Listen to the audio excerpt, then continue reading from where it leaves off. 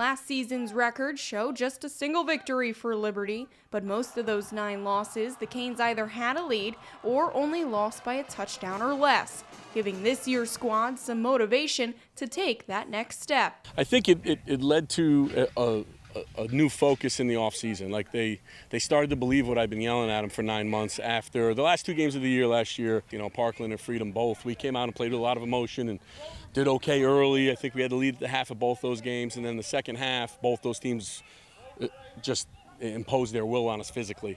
And I think the kids watched that film, saw that, experienced that, and said we don't want that to happen again. Maybe coach isn't making things up here, and they recommitted to the weight room, and we had a great year as far as that. So I think that's really what that contributed to us, is all those close losses and all those losses, the almost and the could-haves, and the people patting me on the back for losses and stuff. Like, I hated it, but it served for 9 or 10 months of keeping me and keeping all these guys pretty focused. It was a great offseason. This offseason, we definitely realized that we need to practice better. Every game that we played, we were pretty much in it. We just didn't finish. And the reason is because we didn't practice hard enough. Coach always told us that. And this year, we've definitely realized that and focused on our practice time more. I feel like in practice, we're doing better. We're more concentrated. Even in the locker room, we're not recording or taking no pictures and videos, so then we don't be focused on the internet.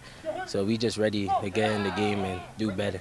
Preparation will be key, but there's also no denying a strong receiving core led by Kareem Bryce, who hauled in 38 receptions for over 600 yards and 5 touchdowns a season ago. Kareem Bryce, I think, is one of the most explosive players coming back in the EPC. He set that example last year. I don't think there's any question now. So he'll still be a guy we try to get the ball in his hands as many different ways as we can. Obviously, people know who he is now, so he's going to get some attention, which I think the other receivers on the team, Nico Ciara, Anthony Ascronese, took last year off, but he's back and he's electric. There's a couple of guys, there's 2 or 3 more after that I think we're pretty deep out there where it's not just going to be him. It's always been about preparation for Coach Dano and his team, but the Canes believe that in all their off-season work and grinding in the weight room, that'll be what actually makes the difference come those Friday nights. You can play hard, you got to prepare hard too, or a lot of that playing hard is a waste of time. So started in the weight room all winter, all spring. We had a great session. I think we closed the gap a little bit there. And now we got to learn to practice well. That's been the theme since the beginning. And really, we haven't gone much further than that. We want the results to be better, obviously, but I believe the results will come from all those other things, those the workout in January that you didn't skip. And it all adds up, and so far the kids are doing a great job. I think it's going to go back to our teamwork. We're holding each other accountable in the weight room, just as we are in the field. So making sure that we don't skip reps. We're upping the weight when we see fit.